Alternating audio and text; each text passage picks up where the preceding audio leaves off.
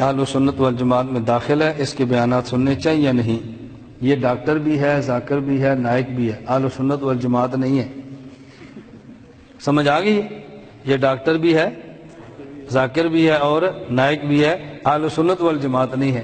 اس کے بیان نہیں سننے چاہیے، اس سے آدمی کے عقائد بھی خراب ہوتے ہیں اور مسائل سے بھی دور ہوتے ہیں۔ بھائی آیت نمبر 26 ڈاکٹر ذاکر نائک، آیت نمبر 26 سورت نمبر 5۔ میں کہا تو کھوتیا تو پڑھتے تھی، میں کہا کھوتیا تو کیڑی گل دے، میں کہا تیری شکل ہے تو حضور تے دین دی گل کر۔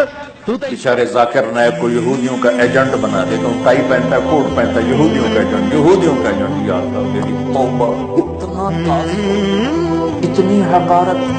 ہزاروں آدمی جس شخص کے ہاتھوں کلمہ پڑھ گئے، ایک آدمی کا کلمہ پڑھ لینا ساری کائنات کا مل جانے سے بہتر۔